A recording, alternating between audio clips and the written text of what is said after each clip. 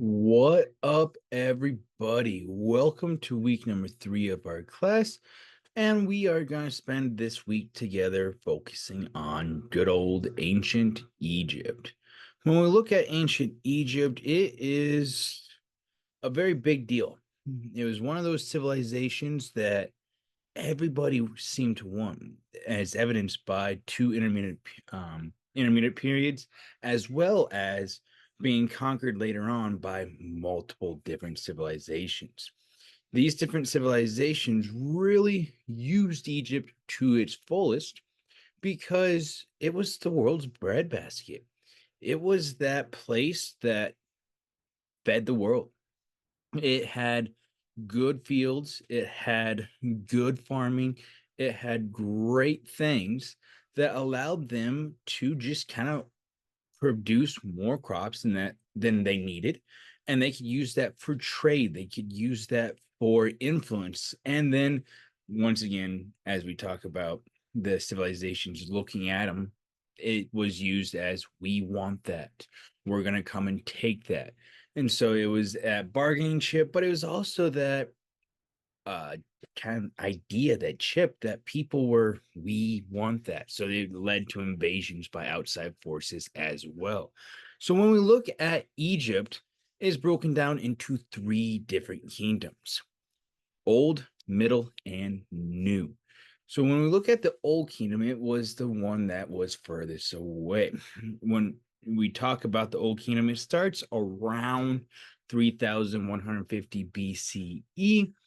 And that is because at that time it was pieced together. Upper and Lower Egypt, two different kingdoms, were pieced together by one pharaoh.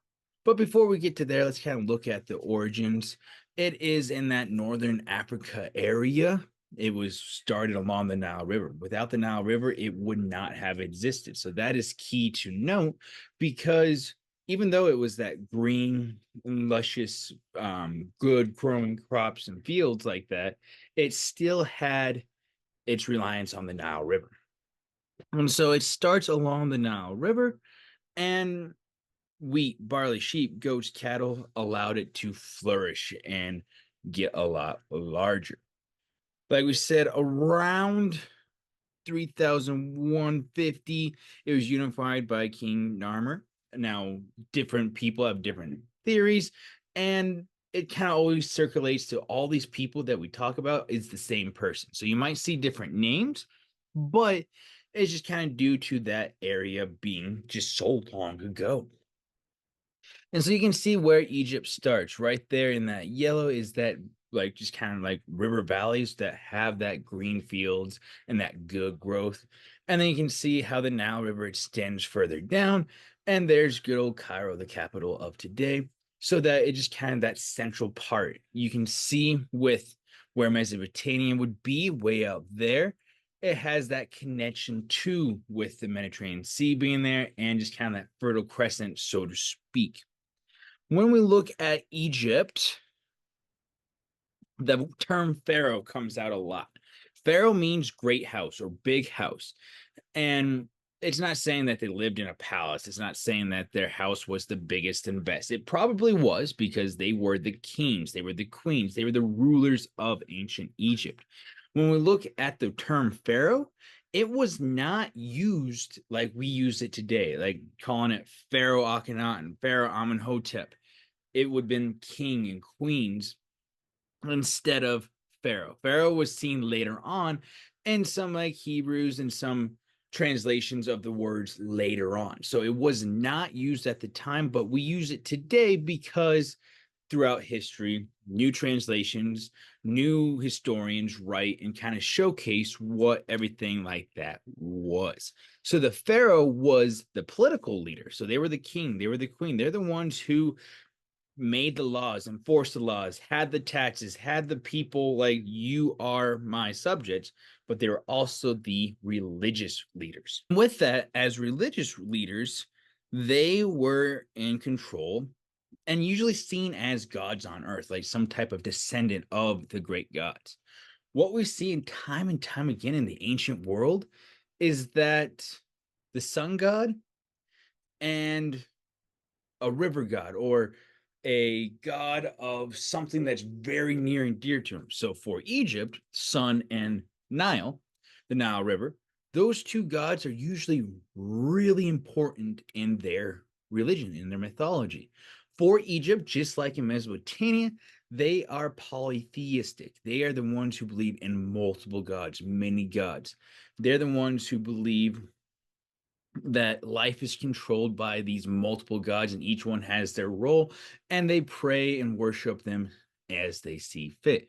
The sun god Ra, Ray, as you can see, kind of written there, but Ra um, was that main god, was that big god, the sun god, and then his children kind of ruled the world. You see Osiris, Horus, Set, and all these other gods and goddesses of Egypt that really kind of played a major role in their life. Religion was huge to them. That's what, when we study ancient civilizations, when I tell a lot of my classes, is that religion plays a major role, and it's very interesting to see it because that explains why. There's so much of that whys and the what happens and where it's going on type of things that it's just easier, simpler to see. Oh, it's connected to the religion. Oh, the gods kind of had this ideas about how the world should run. And so it was their beliefs, the traditions, the culture that we've talked about already. And part of that culture is writing. You don't remember things if you don't write it down. So the Egyptians wrote things down. Now, they are not as good as the Greeks and Romans, which we'll get to later on in this class, but they kind of start that first step in their hieroglyphs. All right. It was a symbolic language in the sense that pictures represent words. So they had symbols for each word, symbols for each idea that kind of broke down what they were talking about. Now, when we look at ancient hieroglyphs, you can't really decipher that unless you have the code. And we got the code thanks to good old Napoleon and the Rosetta Stone. So the Rosetta Stone is this giant stone that had hieroglyphs translated into ancient Greek. And then we started to understand that Greek more and more, and we're able to piece it together. Now, do we have a perfect translation? No, of course not. Will we ever? Who knows? Something might be discovered thousands of years from now, might be discovered tomorrow, but right now we don't. We've pieced it together, used those context clues. And that's very important throughout history is here's the idea. But since no one's been there in for this 5,000 plus years, we don't really know exactly. So we're using these context clues. We're making our inferences. We are putting our best foot forward. And that's what we do with the hieroglyphs. We translated enough to kind of piece together the missing puzzle pieces. And probably the gift that everyone thinks of when we talk about the Old Kingdom, yes, the religion, yes, the writing, yes, the pharaohs, but it's the pyramids. When we talk about the pyramids, these giant stone structures, these things that just dominated the landscape for thousands of years. That's the key thing. The Great Pyramid of Khufu, the Great Pyramid of Giza, was the largest structure on Earth for thousands of years. It was just dominating it. And this was built a long, long, long time ago. So the first pyramid really starts being built is the step pyramid. And what I love about ancient Egyptian architecture, ancient Egyptian technology, is that you see the progression. First, you have the good old step pyramid by Dozier. He's the one who's like, you know what? If we just stack layers on top of each other, we can make something real cool. And that was his pyramid. And then the next one was the bent pyramid. We don't have a picture in the book here, but the bent pyramid is one that started off really ambitious. They're like, okay, we know how to make a pyramid. Now let's make a smooth sided pyramid, the ones that the Great Pyramids would become. And they started at a very sharp angle, and it was going to be huge, tall. But the problem with taller pyramids, they weigh a lot. And the bent pyramid was on some softer ground, so the middle started to cave in. And you can see that the giant sharp angle up became a very sloped angle and was way less tall. It dropped the feet, it dropped the weight, and they were able to complete it. But it's bent and it's just awkward. And you can easily tell that the pharaoh would not have been happy thinking about how controlling the pharaoh had complete power. It was their pyramid. All right. We believe that the pyramids were tombs for the pharaohs, the way like a transition to make them into gods. Now we do not know for sure what the pyramids were, thanks to it just being still that mystery, not really understanding, and not a lot written in the hieroglyphs we understand about it. But if they are tombs, think about how upset that pharaoh would have been, how angry he would have been at the workers, at the architects. And so the bent pyramid was this big ambition that failed. Still a cool looking pyramid in today's standards, by my opinion, because they built it and they fixed it and they like, here's our problem, here's our solution, let's see if it worked. And it did.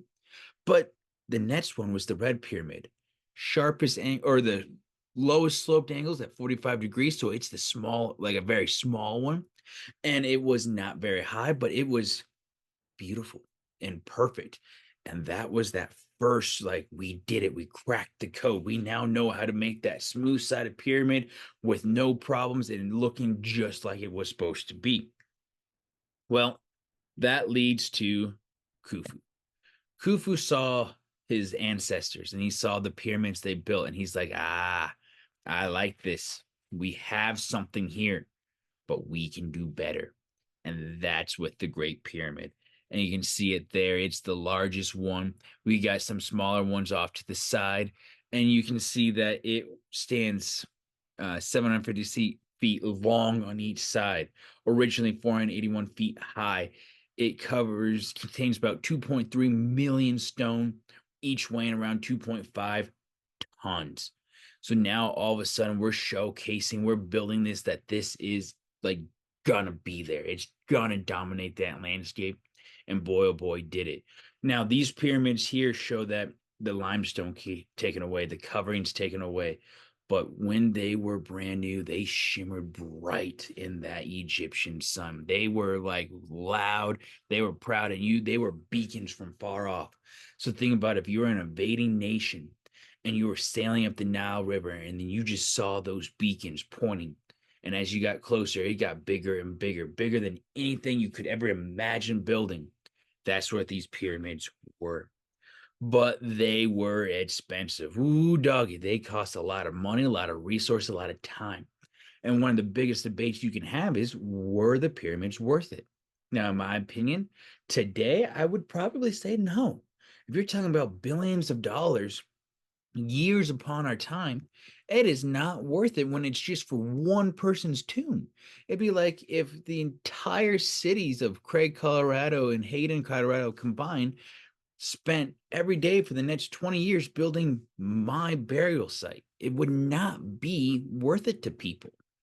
But 5,000 years ago, when the Pharaoh was a god on earth, when the Pharaoh needed to transition into the heavens to watch over the people when he died, the pyramid was worth it. So I think back then they saw it as worth it, and a lot of people volunteered. One study thought that the slaves built the pyramids, but in fact, volunteers, people of Egypt, came forth and said, "We want to do this." It was kind of like um, a version of military service. They would sign up for X amount of years.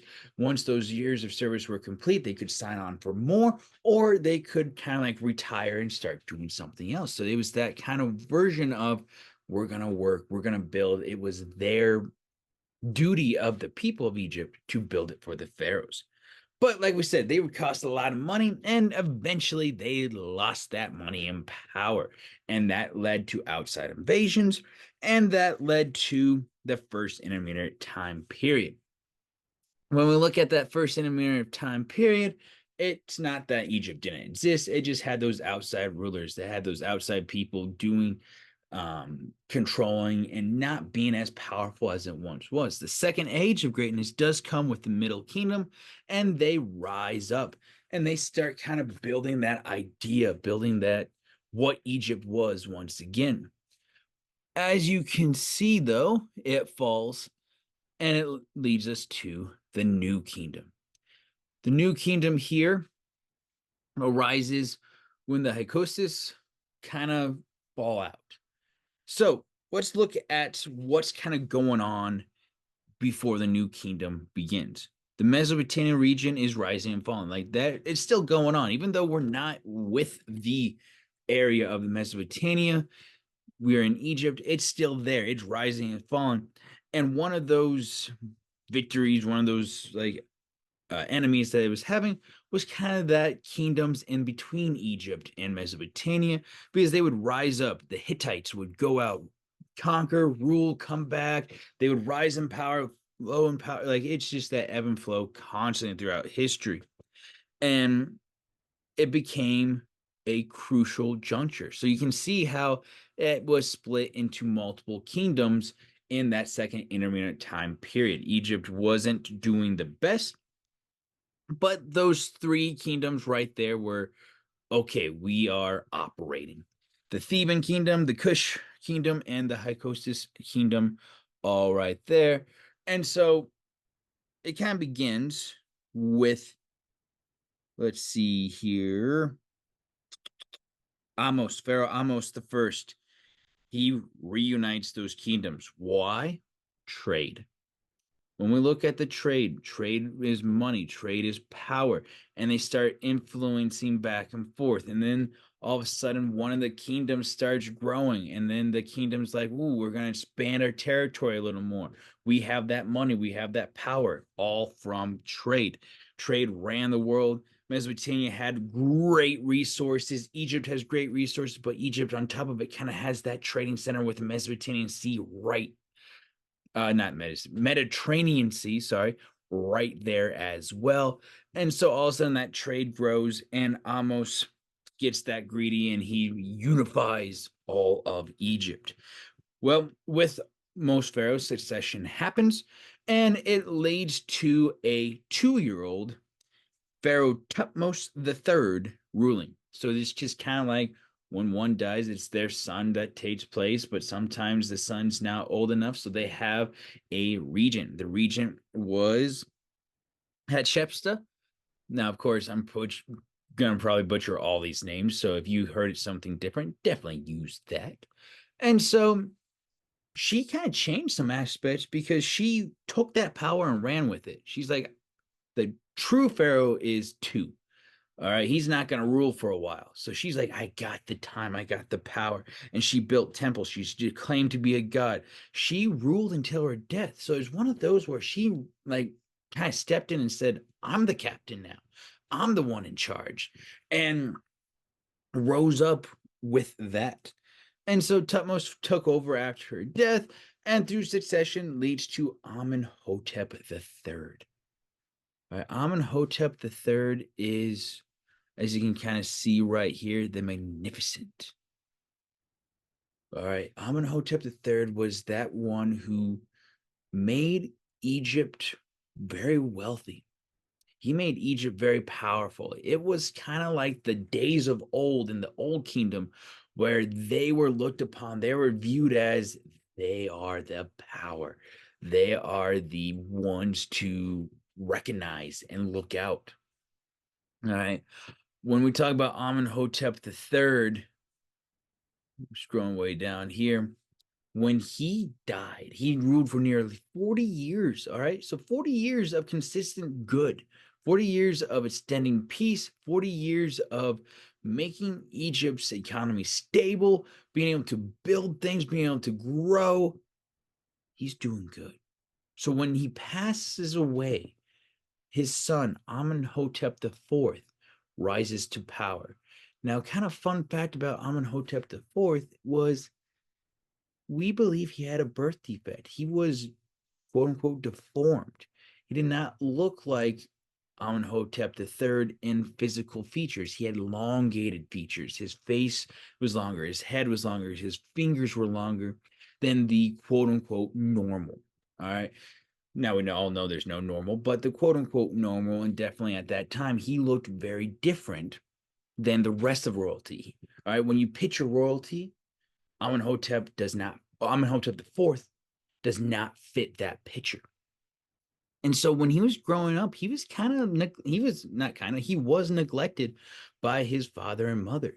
He was kind of pushed to the side. He was not supposed to rule. He was not the oldest son, but Amenhotep III's other children all died before Amenhotep III died. So it was left to Amenhotep IV to take over. In fact, his mother, Queen T, promoted the idea that Amenhotep IV take over because if one of his Amenhotep III's sons from another wife took over, Queen T would lose a lot of power, a lot of money, a lot of just good times that she was kind of accustomed to. So near the end of Amenhotep III's life, she kind of kept him in a state of medication because he was in a lot of pain and he had a lot of illnesses and injuries that kind of weren't good for you. And so Queen T, Amenhotep III's wife, Amenhotep IV's mother, kind of pushes her way in and starts making those decrees, making Amenhotep IV the heir, the next one to take the throne. Well, once he does, he changes everything. Oh boy, oh boy, oh boy. Does Amenhotep IV freak people out? For thousands upon thousands of years, polytheism, belief in multiple gods, ruled religion.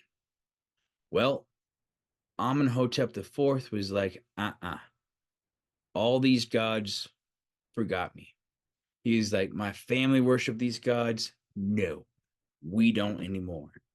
All right. He was like, Amenhotep is like in his name was promoting the gods of Amun, but he's like, Aten. Aten is the one true God. Aken. So he's like, my name is no more Amenhotep the fourth. It is now Akhenaten. He's like, we are now following one God, the Aten. The Aten was the sun disk, not the sun disk. And that Aten was the one God and the only God. All the other gods were eliminated. Now, thousands of priests, like millions of dollars go to temples and churches, are all gone. And so people who worshiped one way for long, long times now were being told by their political leader, by their religious leader, that what you believed, throw it away. Now there's only one God. Freaked them out. Akhenaten also freaked people out because of the art style. All right, for thousands of years, the pharaohs, the pictures were perfect. All right, it was Photoshop before Photoshop. Now, Akhenaten's like, here I am. This is what I look like. I don't care. I want you to draw us like we are. So we start seeing the actual features of him. It's not the chiseled, like perfect body. It is his actual body, or we would believe to. And so Akhenaten ruled for a few years, but he eventually dies. And King Tut, the boy king, rises up and he becomes the new pharaoh right away. Now, based on the timing, now, of course, the timing we're not 100% sure on because we'll talk about another reason other than it just being a long, long time ago. Um, he wasn't pharaoh for long. He was like 19 when he died, King Tut. King Tut was the boy king because he died when he was still quote unquote a boy.